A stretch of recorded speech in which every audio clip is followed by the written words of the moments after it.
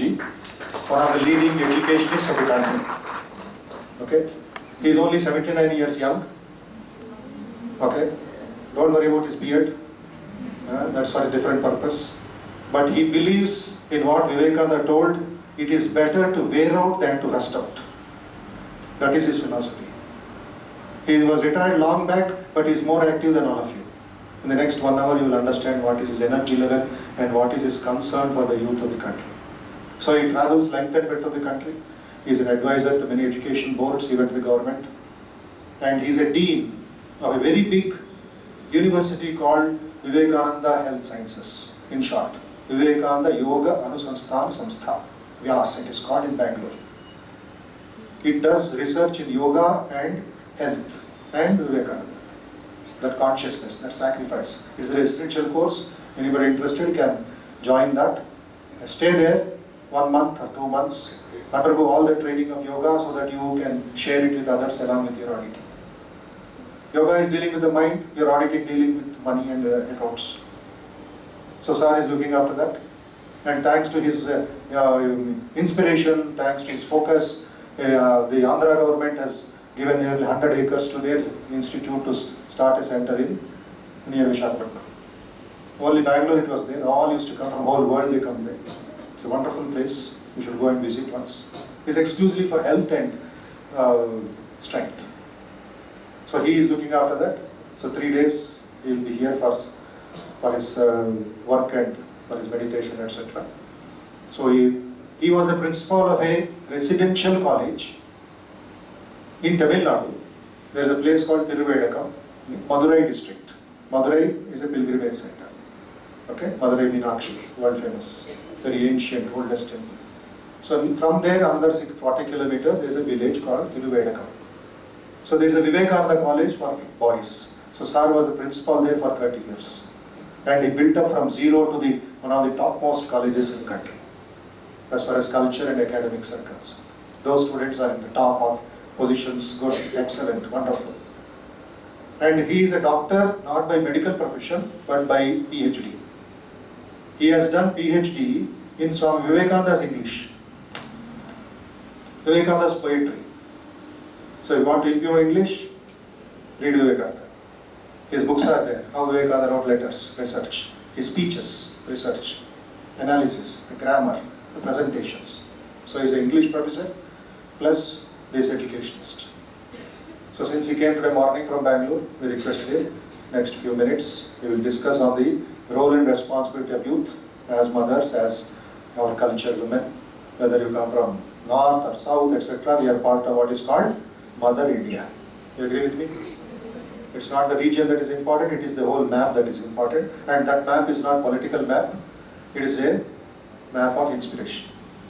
The very fact that it comes, he will explain to you very beautifully. He is an authority on Indian culture. So his presentation will be very inspiring. Full mind, full heart. And later on, you will go around the campus. Then we will have a little more discussion on different aspects of Vivekananda's message, how all of you can practice.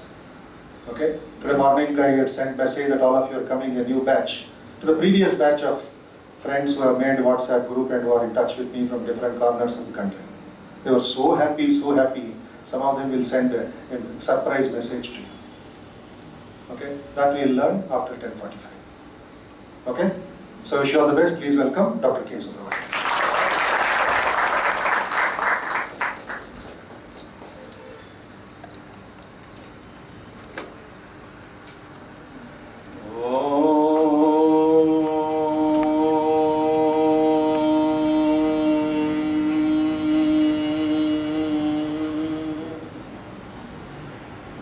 वंदे शंभुमापतिं सुरगुरुं वंदे जगत्कारणं वंदे पन्नगभूषणं शशिधरं वंदे पशूनां पतिं वंदे सूर्यशशाङ्कवह्निनयनं वंदे मुकुन्दप्रियं वंदे भक्तजन आश्रयं च वरदं वंदे भक्तजन आश्रयं च वरदं वंदे शिवं शंकरं. My dear friends, I am told you are all auditors specialized in chartered accountancy. We are expected to know the value of money. That's the first thing. When you do BCom or MCom or MBA or your CA, the first thing that we have to learn is the value of money. Value of time, value of man, these are all secondary. First of all, money, money, money, money. And when we speak of money, we think of rupee. What is the value of money can be crystallized into a different question. What is the value of 1 rupee? What is the value of rupee? Next question, what is the value of 1 rupee? I ask you that question, and because I do not have enough time to get all the replies from all the people here, I answer the question myself. What is the value of 1 rupee? It has no value. Why? What is it you get? Even a cup of tea you don't get. 1 rupee note you cannot eat. You have to buy a commodity. What commodity can be bought with 1 rupee? Practically nothing. I asked my grandmother, who is 98 years old. She said, when I was a child, we used to buy for 1 rupee 100 kilos of rice. Once upon a time. In 1940, 42, 43, in those days, if you take 1 rupee, you could come back with 100 kilos of rice. I myself, in my student days, I went to a hotel with 1 rupee and I brought 36 idli. I do not know how many of you are fond of idli. 36 idli, a bucket full of sambar and a jug full of chutney. Now, rupees value is coming down. Do you agree? Yes. If you agree, you are not students of chartered accountancy. A layman like me, an ordinary person like me may say, rupee has no value, sir. What is the purchasing capacity of 1 rupee? Nothing. If you give it to a beggar, he will throw it on my face. What did I get? But a commerce man, an economist, a chartered accountant looks at 1 rupee from a different angle. For the people like me, rupee cannot buy anything. Its purchasing capacity is 0. Or minus also, nil, I can say. But not to a chartered accountant. You are specialists. Then how? Sir, give me 1 rupee, sir, I can do wonders. Chartered accountant will say, an economist will say, a commerce professor will say, the finance minister would say, finance secretary would say that 1 rupee has tremendous capacity to purchase large amount of commodity. How? I will explain now. This is point number 1. After going home, don't say that man came and he spoke nothing. It's a waste of time. Don't say. Now what is it I am going to say? I am trying to explain how 1 rupee has tremendous capacity to purchase a lot of commodity. Ramu is a man. Somu is another man. Ramu has a wife, Somu has a wife. Ramu is lazy, Somu is more lazy. These 2 people eat, sleep, do nothing, husbands. And Ramu's wife is a little worried. Somu's wife is more worried. And therefore these two wives sat one day and planned. Our husbands are idiots, fools, lazy rascals. How to make them work, how to make them earn money. They planned and they said to their husbands. Ramu's wife told Ramu, my dear Ramu, tomorrow morning I shall give you 100 liters of grape juice. Why grape juice? Husband asked. If I give you orange juice, you will drink it. Therefore, I shall give you grape juice. What do I do with that? Carry that container having 100 liters of grape juice on your head. Go to the city bus stop or central bus stand. I won't give you any money, you walk morning. And you sell that 100 liters of grape juice for a profit. For every 50 ml, you take 1 rupee. Come back. In the evening, bring the money you acquire. Very clear? Somu's wife called and told her husband, my dear husband, I shall give you 100 liters of orange juice. Why orange juice? If I give you grape juice, you idiot, you will drink it on the way.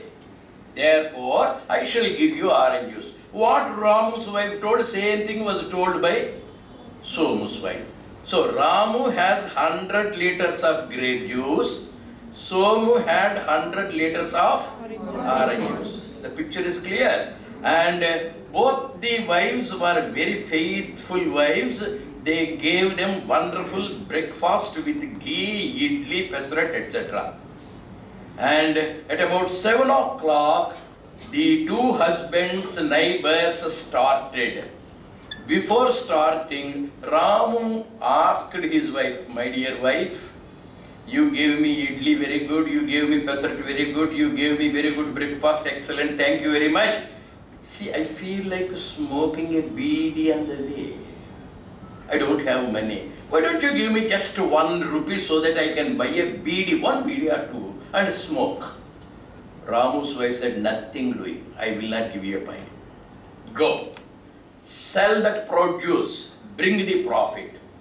Yes, you are most obedient husband, he said. Proceeded. Somu's wife was a little kind-hearted. When he asked for 1 rupee, Somu's wife said, yes, I shall give you. Only 1 rupee Somu's wife gave to Somu so that he could buy a beedi on the way and smoke.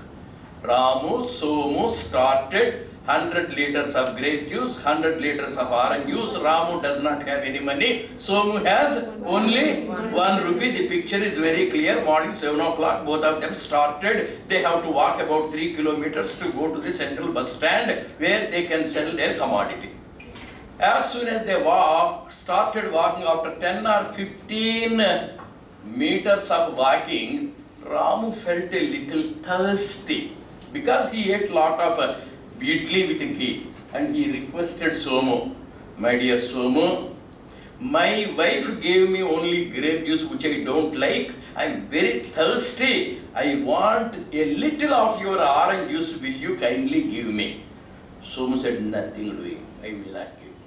Why? My wife asked me not to give it free. I have to sell it. Ramu does not have any money. So he has kept quiet. Another 10 meters they walked. This time Somu was thirsty. My dear Ramu, please give me a little of your grape juice, 50 ml. Then Ramu said, when I asked, you said no. I too will not give free of cost. You have 1 rupee with you. Give that 1 rupee, I shall give you a little grape juice. Somu gave that 1 rupee to Ramu and took 50 ml. 50 ml will be this much. Will it appease? Will it satisfy him? Ramu sold 50 ml of grape juice, got now 1 rupee. Now who is rich? Ramu. Rich by 1 rupee. He is thirsty, he has not taken anything. Then he told Mr. Somu, my dear Somu, Now I have 1 rupee with me. I will give you that 1 rupee. Please give me 50 ml of orange juice. Somu sold. Ramu drank 50 ml. Even that was very little. Somu was still thirsty, and so he gave that rupee back. He bought a little grape juice. And Somu has the money, he bought. Ramu has the money, he bought it. That 1 rupee note was moving from Ramu to Somu, Somu to Ramu, Ramu to Somu, Somu to Ramu, Ramu to Somu. 3 hours of walking. They were thirsty, and they were buying 50 ml, 50 ml, 50 ml. By the time they reached the central bus stand, 100 liters of grape juice this fellow drank. 100 liters of orange juice Ramu drank. And all the while, what were they doing? Business. They were selling and buying. And who is buying? What is buying? What is the purchasing capacity of 1 rupee? 1 rupee was able to buy 100 liters of grape juice. 1 rupee was able to buy 100 liters of orange juice. Let us say the total value of 100 liters of orange juice is 5,000 rupees. Let us roughly. What is the value of 100 liters of grape juice? Another 5,000 rupees. 5,000 plus 5,000, 10,000 rupees worth of commodity was purchased by. What is the purchasing capacity of 1 rupee now?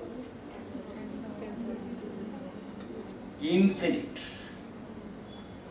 Within 3 hours, it was able to buy commodity worth 10,000 rupees.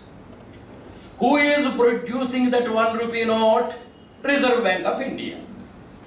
Right from the day the rupee note comes out of the Reserve Bank, if it goes on circulating itself, hand to hand to hand to hand to hand to hand to hand, by the time it gets soiled, by the time it has to return to the Reserve Bank for its destruction, burning, if it constantly moves, within 3 hours it was able to buy commodity worth 10,000 rupees. If it constantly from hand to hand, if it goes on moving, what will be the purchasing capacity of 1 rupee? Limitless, countless. It is so much that we cannot say. The basic principle therefore is in accountancy, the basic principle in commerce, the basic principle in economy is money should never be kept idle. The more the currency note is put to circulation, the more its purchasing capacity increases. Another example,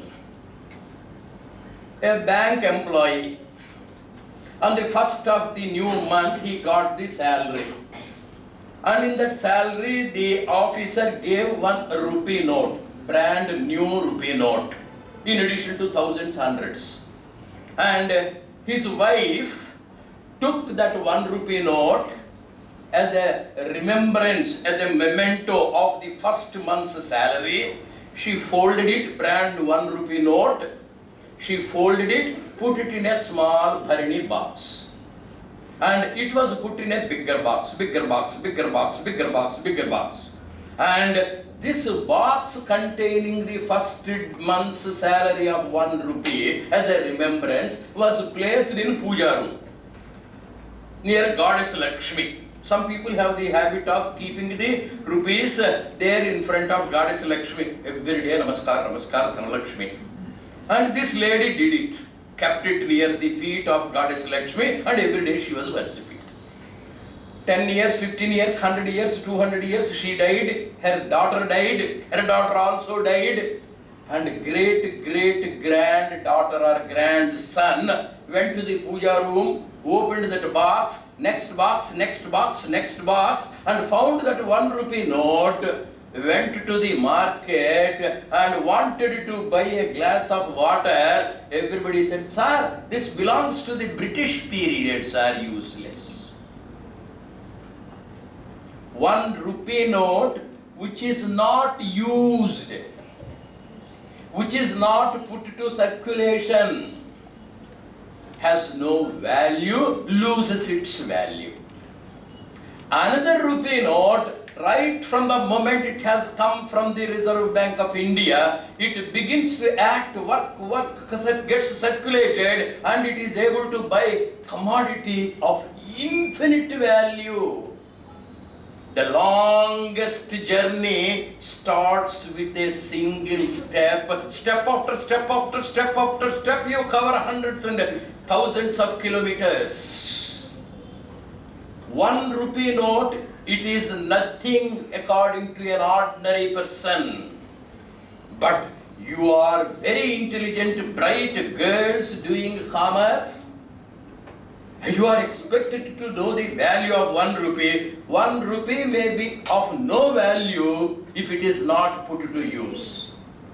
1 rupee may be of infinite value, purchasing capacity, if it is put to use. Who has inspired the husbands to use that? Woman. We men are useless. Every man has a woman behind. I say, every woman has the man in her, not behind. How, sir? What is the spelling of woman? W-O. Where is man? In woman. W-O-M-A-N. Man is hidden in woman. Mrs. M-R-S. Where is Mr.? She. Spelling? Where is he? Who makes the man? Who destroys the man? Woman. There is a woman behind. There is a woman above. Everywhere. Therefore, this woman is to make the man realize his responsibility. To make a person know the responsibility, how much more responsibility does the woman have?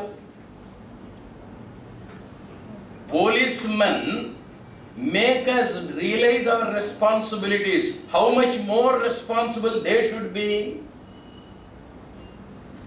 So India is a country with a very grand culture.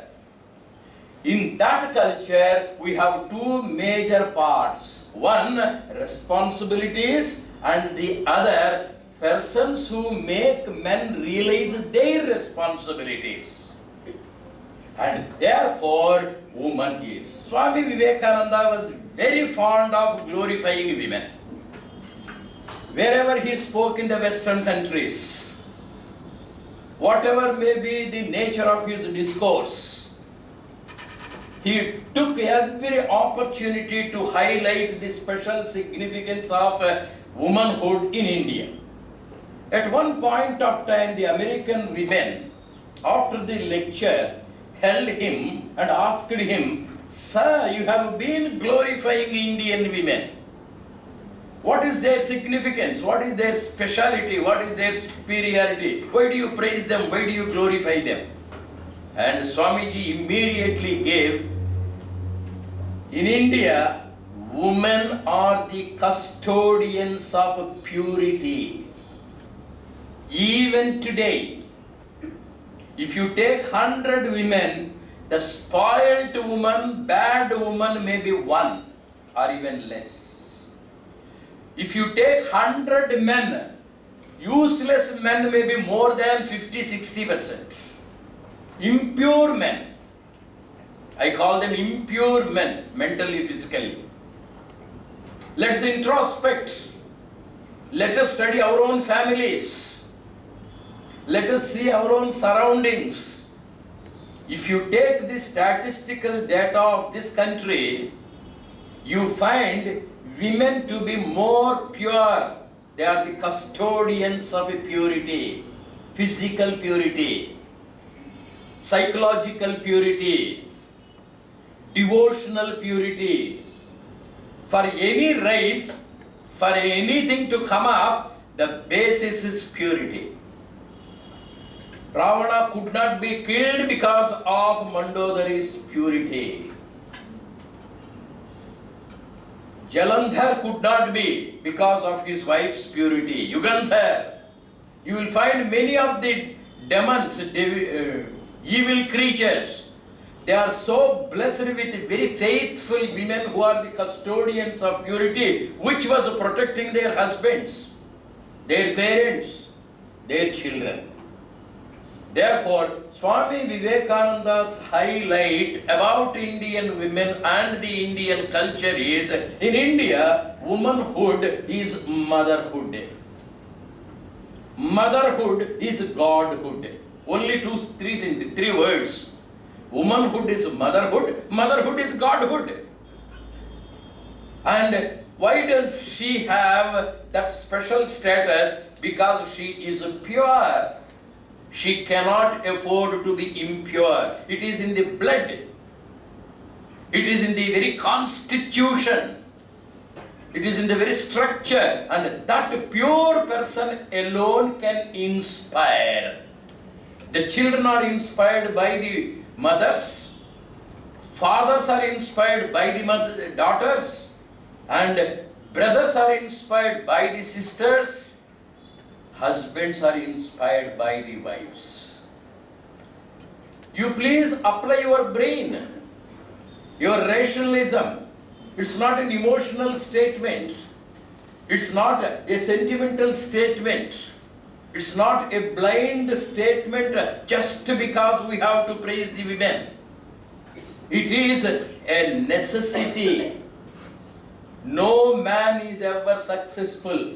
I tell you, even today, you try to see in your own offices, in your own houses, no man immediately, independently takes a decision without directly or indirectly consulting his wife, mother, sister or daughter. While buying the house, while selling the house, while choosing the career, anywhere. Once upon a time there was a Raja, Sri Krishna Devaraya. In South India, we have recently celebrated the 500th anniversary of Sri Krishna Devaraya, a very great emperor in South India. And this Krishna Devaraya one day was unable to answer a particular question raised by one of his courtiers, and therefore he went to his wife. My dear wife, I am unable to answer this question, can you answer? Immediately the wife gave the answer. He was so much pleased. Am I the only fellow to depend upon the woman for an answer, or are there any other people?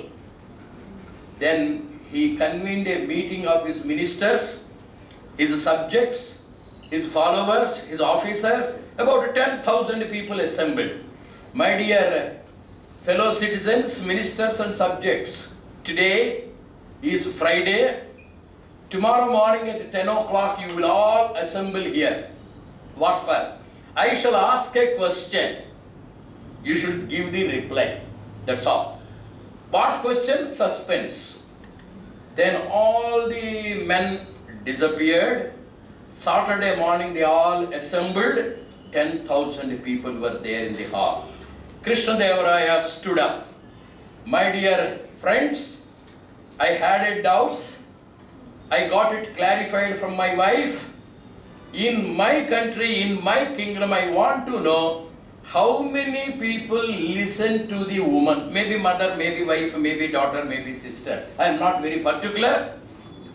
Those people who consult the woman may stay where you are. Those people who do not consult the woman may move to the left side.